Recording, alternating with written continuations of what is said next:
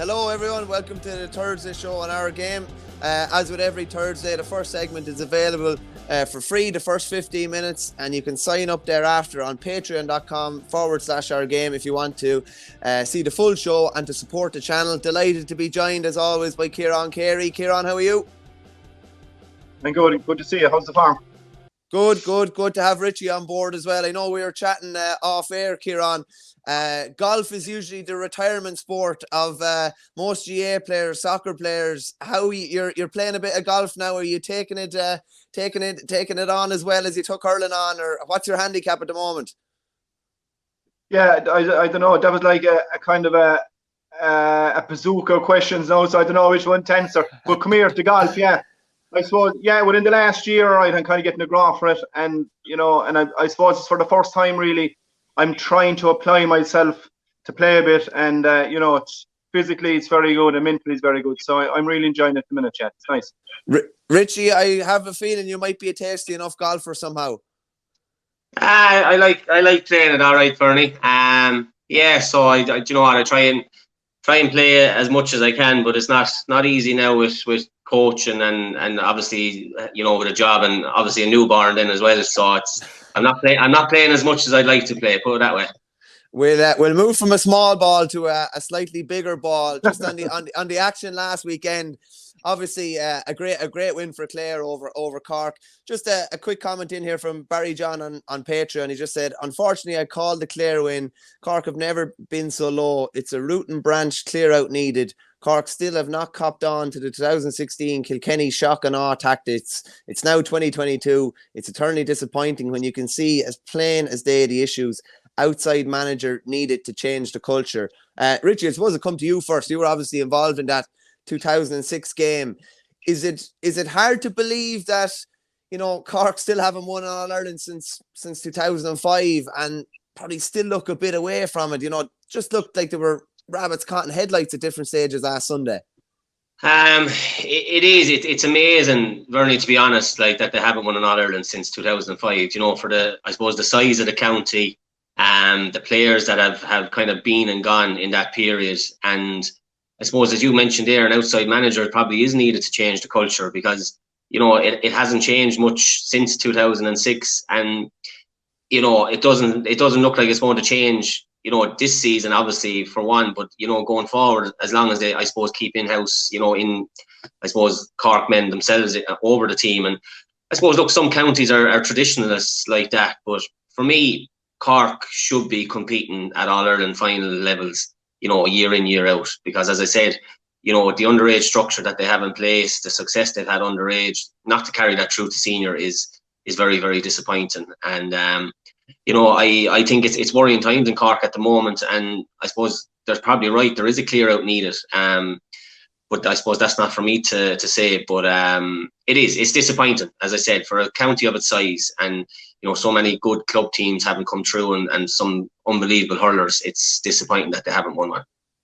Kieran, just to piggyback on a bit of that question, like, were you surprised that there wasn't, some sort of a response from them? I know Kieran Kingston said after that maybe some of the media commentary maybe led to a bit of nervousness or timidness at the start. I don't know if I buy that personally myself. I thought that would have led to a reaction. Were you surprised there wasn't a reaction, and even that they were standing off Clare for long stages of the game? I was, and I suppose it's very easy kind of pinpoint on the political wheel in Cork, and the political wheel in Cork is no different to the political wheel in every county. And as Richie said, and sometimes that political wheel can be full of pride and stubbornness and keep sticking with what they think they know and just repeat the same with probably the same type of person. But to be fair, you mentioned the social media and certain fellas commentating, and I was thinking of this during the week. Probably Richie hadn't a whole pile of it either, or certainly my time we hadn't. The machine of the social media and Instagram and Twitter and all that goes with it. And as a player, the modern player, which I'm not, I'd imagine I'd be sidestepping that myself personally all day long. I suppose we had to cope with the Irish Press, the Independent, the Cork Examiner, the Mail and the Sun. And I suppose this is a choice in for an individual player. And for me personally, I chose not to look at that because I probably saw it as little obstacles and little distractions for me. I just want to be totally clear. But it's obvious in Cork. It's obvious when you look at you know, when you look at the personnel that they have, you know, I'm just going to name 2 players, Coleman and Fitzgibbon. 2 of those players could be running for Player of the Year every year. So then there's something wrong when their level of performances after dropping as quick as it has in the last 2 years. And then you just look at Shane O'Donnell and Peter Duggan, and they appear to be enjoying it. They're hurling with fluency, and obviously things must be pretty right off the field. But am I surprised with Cork's performance last week? No, I'm not, because, you know, I suppose from the start of the year, they've shown a bit of a pattern, you know, that it hasn't changed the whole pile. And ultimately, yeah, it does need major change, major surgery. But I suppose that's come back to the question that you've asked, you know, will Cork go outside Cork for a new fresh manager or a new fresh coach? You know, most counties can be very traditional when it comes to that. And because they haven't done it in 50 years, they manipulate themselves and saying, God, we'll do the right thing and continue to do what we're doing. Just on the social media thing, Richie, I remember John Milan telling me, he said Tony Brown was the wise man within the Waterford panel, and Milan was wondering about whether he should go on social media, and he said, John, stay away from social media. You don't need it. You're already nearly volatile enough. And he said it was the best. He said it was the best decision he ever made. Your Kilkenny career has probably got, you know, the start maybe of, you know, Twitter and people tagging you and commenting and stuff like that. Would you have ever gotten much, well, not say abuse, but much comments towards you? And if you were talking to a younger player now, would you be telling them to steer clear of it, or what would your advice be for them? Yeah, I suppose, look, it would have been probably, you know, really starting, I suppose, when I started. But look, in my opinion, I think players are better off just staying clear of it, because, you know what, if things are going great and you're winning and everything's rosy in the garden, people are clapping you on the back and they're telling you how great you are. But suddenly, when things change, then the nasty little digs and the nasty little comments start to appear. And, you know, no matter how strong you may feel or you may think you are, you know, if you start reading these comments, they do creep in on you, you know, and, you know, you're wondering then, oh, I wonder what are they saying about me this week, or am I being mentioned this week? And look, I think when it comes to social media, off-season, grand, you know, go for your life. But when championship starts or when league form starts, in my opinion, players should stay well clear of social media, you know, with regards to even looking at it, let alone posting on it. You know, but that, again, look, that's my opinion. But it is, we've seen many cases of it, very, you know, in England with regards to, you can call it racism, and, you know, with regards to it here, keyboard warriors is what these people are. You know, they're doing it from behind the screen. They don't know what they're really talking about, and, you know, they're having a serious go at players, and they seriously don't understand or, you know, see the risks that it causes to a person's mental health, let alone, you know, taking it on board and letting it affect them. Yeah, no, exactly. Particularly for younger players, I would say, when you get to 26 or 27, you're nearly able to cope with anything. But younger players, it maybe knocks them back a small bit. Just on Clare, Kieran, last weekend, there was maybe a question mark of whether they'd be able to back up that Tipperary performance. And fair enough, Cork were maybe not up to the levels you'd expect at different stages. But Clare did exactly what they had to do, brought that kind of same hunger. There was no real drop-off from the Tipperary game. No, none at all. And in fairness, Brian Lohan would fairly demand that, along with his backroom team. And, you know, it's no surprise to me, they're touching away nice and quietly. And I suppose their bench is probably going to catch them long term.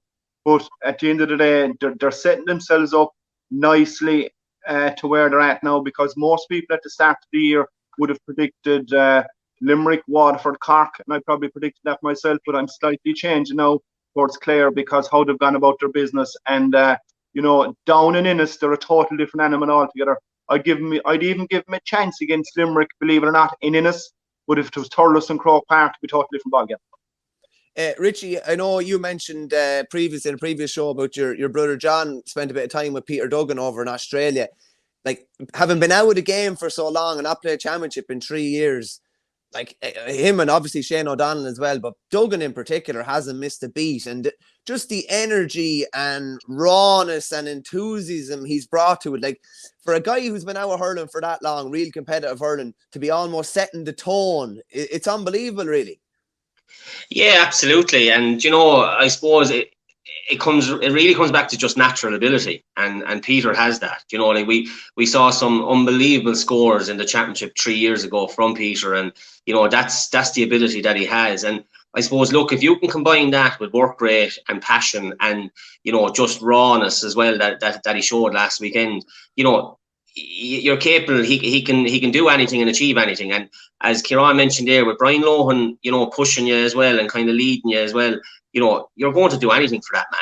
And I think Peter Duggan has shown that now. And listen, I'm sure he's gone through one hell of a pre-season as well, you know, coming back from that long out. And you know, mentally that must have been tough on him as well. But he's really shown the fruits of his line now, and he's only going to get better. That's the frightening thing. You know, he's 2 championship games under his belt. You know, and they've a week off now, and you know, I think there's more to come from Peter Duggan and Shane O'Donnell in particular. And you know, as Kieran mentioned, I fancy Clare now to come out of Munster 100%. It's just who you'd fancy, Limerick and Clare, and then it's a kind of in my opinion, it's a toss up then probably between, you know, Waterford and Cork, and it'll all depend on that result. Yeah, there's still a few. It's still interesting enough, even though we probably think we can call the top 3. It's still going to be interesting enough over the next couple of weeks. Just a player, lads, that maybe is in the shadows a small bit just because of the county he plays with. But Tommy Doyle, the fullback, or he can play a centre back for Westmeath as well, has been absolutely flying. I think he kept Ronan Hayes scoreless at the weekend. He actually ended up scoring more than him. He got a point from play from full back, and just kind of got me thinking. I'll throw it to you, Kieran, first. Who's the best player maybe that you're playing against, maybe from a lower tier player? And in Munster, I'm probably thinking of maybe some Carey player that you came up against. But is anyone in particular that stands out through your own career that you're thinking, geez, if he was with Limerick or if he was with Waterford, this lad would be a household name? Yeah, actually, the one guy that comes to mind would be young Conway in Carey presently. You know, young Shane Conway. And, you know, when I was down there in Carey, actually, he was that bit young at the time, but I was after being with Lixnaw J Club there for one particular year, so I kind of got to know him. He was about 17 or 18, so just coming. But even at that stage, you could see that this guy had it all. And, you know, you could sense if that guy was in Limerick, this is the way I was viewing it, if he was in Limerick and getting the same prep that the Limerick guys were getting, that he probably would have made the Limerick team. He's the one guy that comes to my head straight away. Now, there was a guy playing with Westmeath at the forward. I can't think of his name. I can remember on him in a Ravenna Cup match, one particular match. And, you know, all of a sudden, he 3 or 4 points scored. I was scratching the back of my pole. So I said, it's time to put up the socks a small bit here. But he was out of the blue. So you are going to get that in various counties.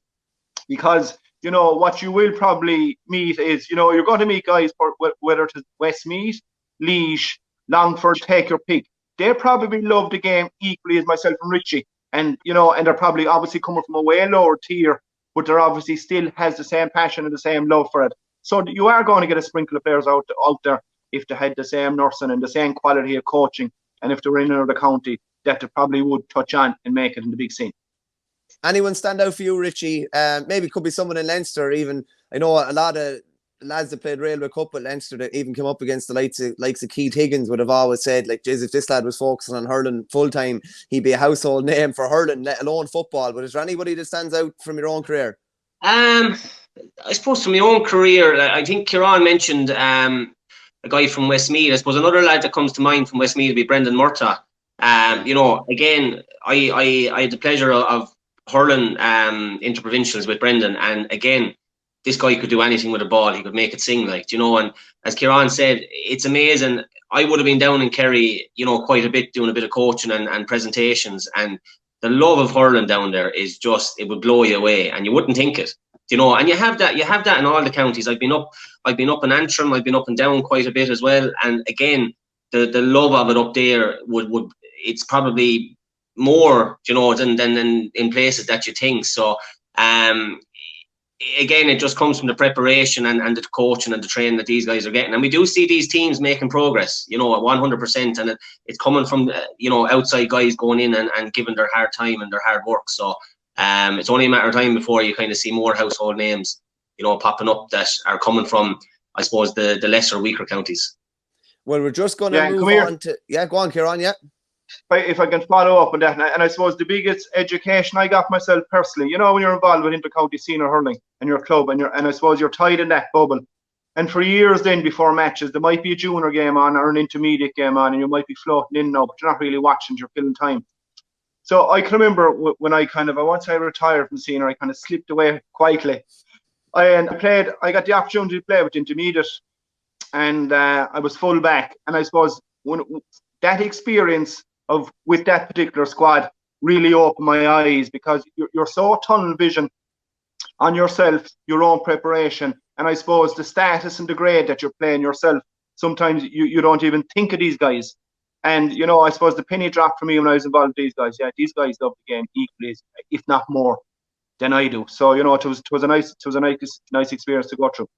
No, without a doubt. We're just moving on to patreon.com OurGame now, so that's the end of the free segment. So if you want to hear Richie's opinion in particular on that handshake, you're going to have to sign up to patreon.com /OurGame. See the full video only at patreon.com /OurGame.